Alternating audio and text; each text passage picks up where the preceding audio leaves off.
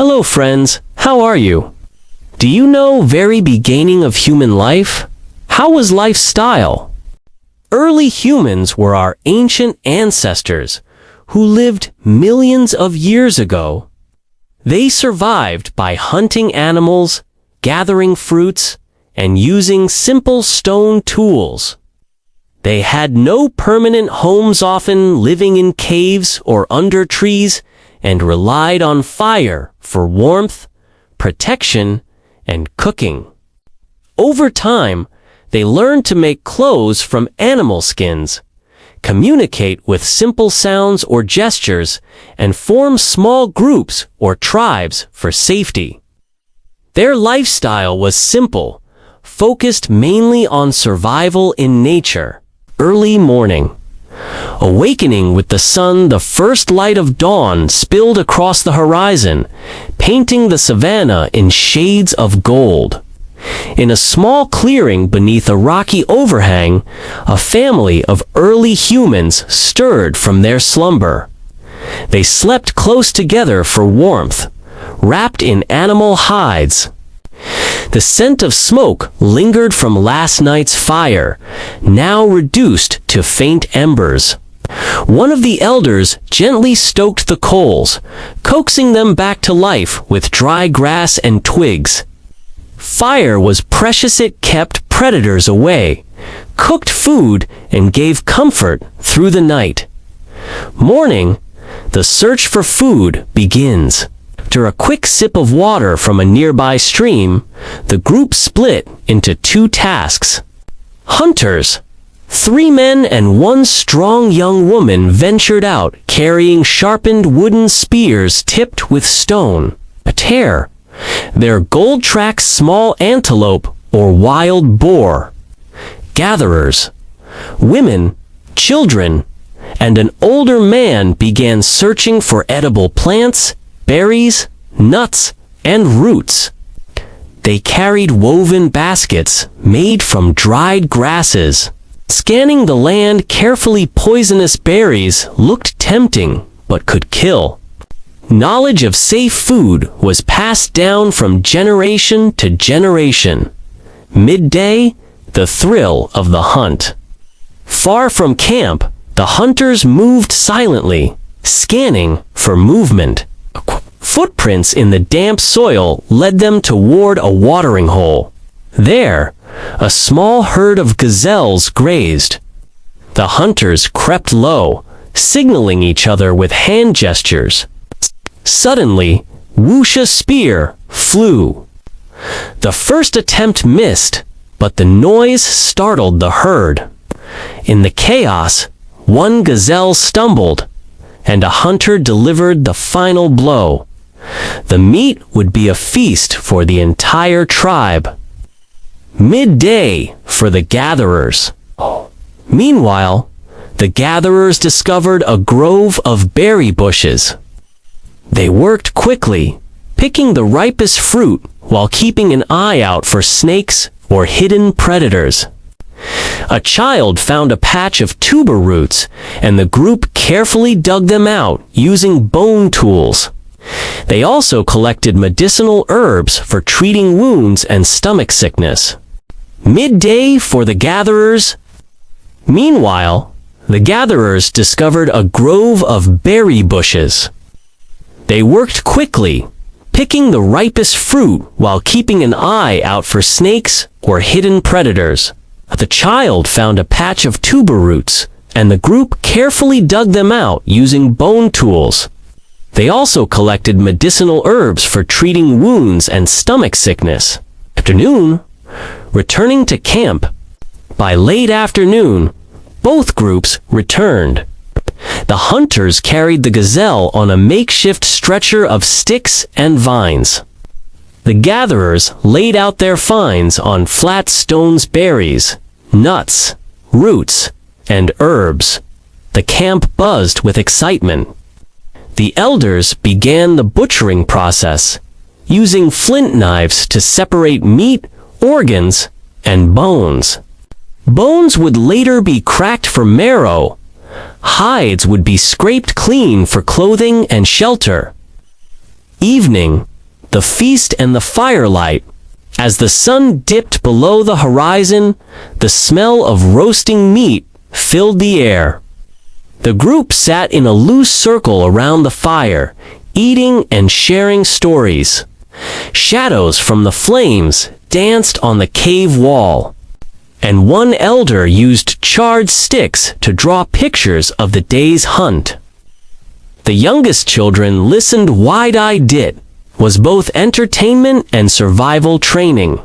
Night safety in numbers. After the meal, scraps were taken far from camp to avoid attracting predators. The fire was fed until it blazed brightly, a glowing barrier against the darkness. The tribe huddled close, some keeping watch while others drifted to sleep under the open stars. In the distance, the low roar of a lion reminded them why they stayed together. The sky's wrath, a world before fire. Before humans knew fire, nights were long, cold, and dangerous. The darkness was filled with the glowing eyes of predators, the rustle of unseen creatures, and the sharp chill of wind cutting through their skins and hides. They huddled together under trees or in caves, breathing in each other's warmth. Food was eaten raw, tough, and sometimes bitter. The sun was their only light. Once it disappeared, the world belonged to shadows. The day everything changed. One late afternoon, the sky turned dark and heavy. Clouds boiled and swirled above the treetops. The air felt charged, and the wind carried a strange scent, sharp, almost metallic. Then it happened. A blinding flash split the sky, followed by a deafening crack. A bolt of lightning struck a tall, dead tree not far from where a small group of early humans sheltered. Instantly, the tree burst into glowing, flickering tongues of orange light. It hissed and roared, spitting sparks into the air. First reactions: fear and awe. At first, they screamed and scattered. This living light was unlike anything they had ever seen, moved like a wild animal, yet stayed in one place. Its warmth was fierce, and its breath was smoke. One young hunter tried to approach, but the heat pushed him back. Fire seemed alive, hungry, and dangerous. They watched from a distance, eyes wide and bodies tense. The flames devoured the tree's bark, sending curling black smoke into the sky. Yet something about it was hypnotic. Kit's dance. Its glow, its strange warmth cutting through the cold air. The brave approach. As the storm passed and night crept in, the fire still burned. The leader of the group, older and scarred from many hunts, slowly approached. Step by step, feeling the heat on his skin, he broke off a smaller, burning branch. The flames licked upward, threatening to climb down toward his hand. He dropped it, startled, but saw that the light stayed alive even when separate from the tree. Others followed, bringing sticks and dry grass. They discovered that when they touched these to the fire, they too began to burn with the same living glow. It was magic, dangerous, but now in their hands. First use, warmth, and cooking. They brought the burning sticks back to their rocky shelter, placing them in a circle of stones. The fire hissed and cracked, but stayed alive. For the first time, The night was not pitch black. The shadows danced on the walls, and the warmth wrapped around them like a blanket. Someone tossed a piece of raw meat into the flames by accident. At first it sizzled and smoked. Then a curious smell filled the air, rich, savory, unlike the sharp temperature of raw flesh. When they tasted it, the meat was softer, easier to chew, and far more delicious. A world shared with beasts. Tens of thousands of years ago, early humans lived in a world where they were not the top predator. They shared their environment with powerful, dangerous creatures, saber-toothed cats, cave lions, giant hyenas, bears, and massive wolves. These animals were stronger, faster, and armed with teeth and claws far deadlier than any human weapon.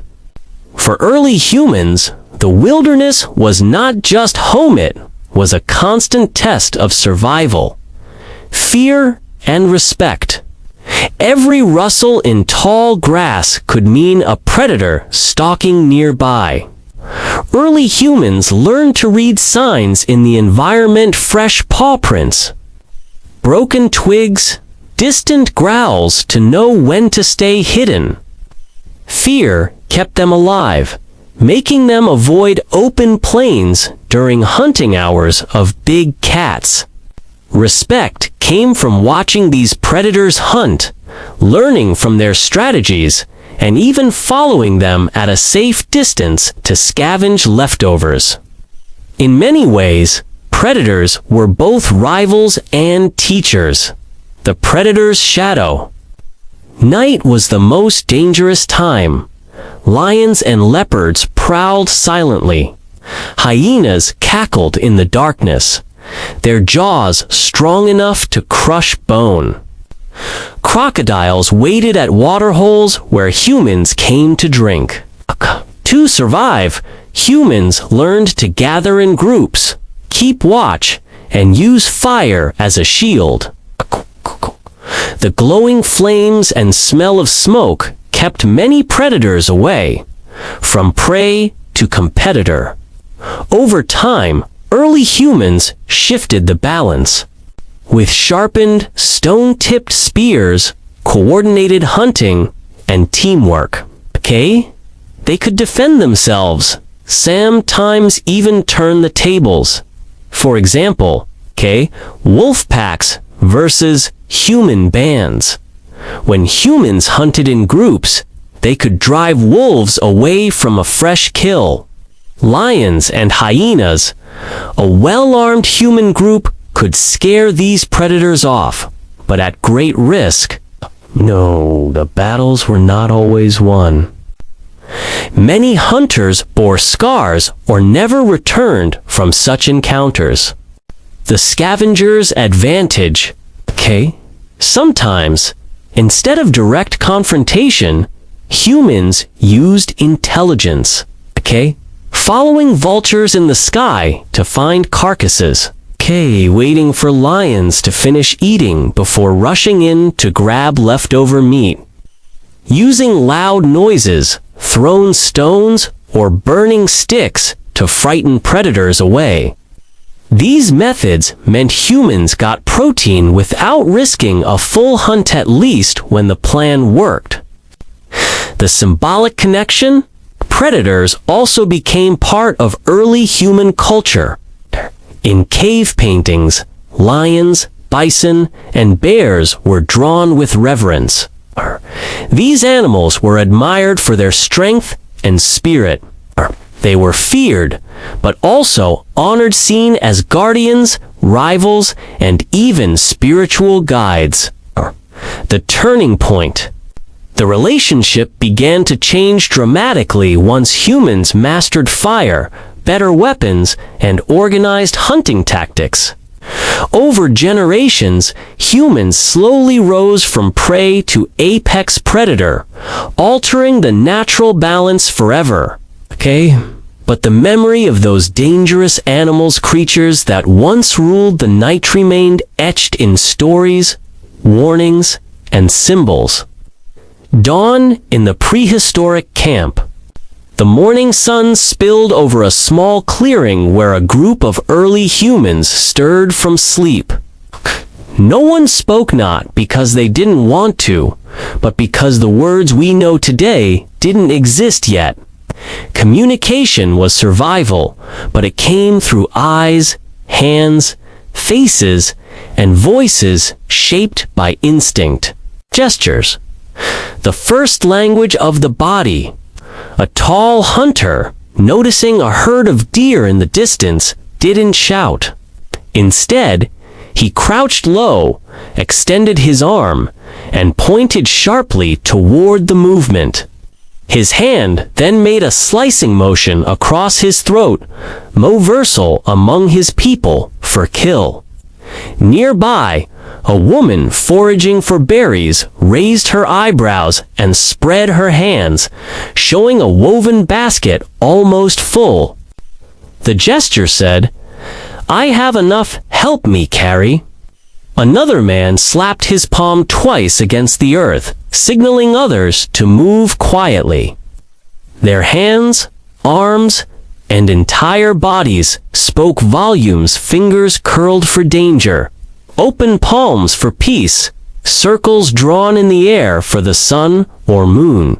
Sounds, not words, but meaning. Their voices could not form complex sentences, but they could sing out warnings or calls. A sharp, high-pitched E meant predator nearby. A low, rolling hum meant gather together. Loud, rhythmic grunts could rally hunters to prepare for a chase. Some sounds were emotional rather than specific, deep growls when angry. Soft murmurs for reassurance. Quick panting breaths to signal urgency. Facial expressions. Emotion made visible. The eyes and mouth carried messages just as strong as gestures. Wide eyes, flared nostrils. Fear, squinted eyes, bared teeth. Aggression, relaxed brows, and a half smile. Trust or friendship. One elder in the group was known for telling entire stories just through expressions, mimicking the movement of animals, the shock of a sudden hunt, or the humor of a failed chase. Children learned quickly to read these unspoken stories, symbols, and traces. Though still far from writing, some groups left signs in the dirt or on stones to share meaning. A set of 3 claw marks scratched into a log could mean watch for big cats. A spiral made from pebbles might mark a safe water source. These crude markings extended communication beyond direct sight or sound, allowing absent members of the group to understand warnings and instructions. Around the fire, shared meaning. In the evening, as flames danced and shadows shifted, the tribe's storytellers came alive. They acted out hunts, mimicked animals, and exaggerated movements to make their point. Children laughed, adults nodded, no words, but a full exchange of memory, lessons, and emotion. A language in the making. Over countless generations, these gestures, sounds, and expressions would become more structured, specific sounds linked to specific ideas, leading slowly to true language. But in these earliest days, humans already had a rich and powerful way to share danger, joy, knowledge, and dreams without saying a single word. Water, the lifeblood of survival. For early humans, water was not just a need, was the need. Without clean, fresh water, survival was measured in days. Unlike food, which could sometimes be stored or replaced, water had to be found regularly. It wasn't simply for drinking. Water was essential for cooking, cleaning wounds, making tools, and softening hides for clothing. A reliable water source often determined where a group would settle, how far they could travel, and even which territories they could claim. Without it, even the strongest hunters and gatherers would fall to thirst. The natural clues to finding water. Early humans developed a sharp eye for nature's signs. Animal tracks. Trails in soft soil often led to rivers, lakes, or watering holes. Bird flight patterns. Flocks circling low in the evening often indicated nearby water. Vegetation. Clusters of green trees or reeds in otherwise dry land meant underground water or a stream nearby. Insects. Bees and certain flies rarely traveled far from water. These clues became part of shared tribal knowledge passed from elder to child. The moment of discovery. One dry season, a small group gathered at the edge of a riverbank. A half-eaten carcass of a large animal lay there, abandoned by lions the night before. The smell of meat made their stomachs ache, but the hide was too thick to tear open by hand. A young hunter, frustrated, picked up a river stone and slammed it against a smaller rock out of anger. To his surprise, a shard splintered off sharp as a tooth, glinting in the sunlight. He turned it in his hands, testing the edge on a strip of bark. It sliced cleanly. His eyes widened. This wasn't just a rock anymore, it was something new. Bones as blades. Nearby, an elder knelt by the carcass, breaking apart the rib bones to reach the marrow. When one bone snapped at an angle, it left a sharp, jagged edge. The elder pressed it into the hide, and to everyone's amazement, the skin split open with far less effort than before. The group gathered closer, curious. One by one, they tried shaping more bones, seeing that the shin bones of deer and antelope made particularly strong cutting edges, refining the craft over days and weeks. This new knowledge spread through trial and error. Flaking stones, holding a hard stone in one hand and striking it with another to create razor-sharp flakes. Scrapers, using flat-edged stones to clean hides for clothing. Bone awls, pointed pieces of bone for piercing leather or weaving baskets. They learned that certain stones, flint, chert, obsidian, broke more cleanly than others. Bones from larger animals were denser and better for digging or prying. A turning point in survival. With these tools, the tribe could skin animals faster, avoiding the attention of predators, break bones to access nutrient-rich marrow, shape wooden spears and digging sticks more effectively, create shelters more quickly by cutting vines and smoothing wooden poles. Hunting improved. Foraging improved. Wounds could be treated with sharpened bone points for removing splinters or thorns. The birth of human ingenuity. Around the fire at night, elders began showing younger members how to strike a stone just right to make a sharp edge. Each spark from the impact fascinated them. Was as if the stone held light inside. The first tools were crude, unpolished, and simple, but they marked a turning point.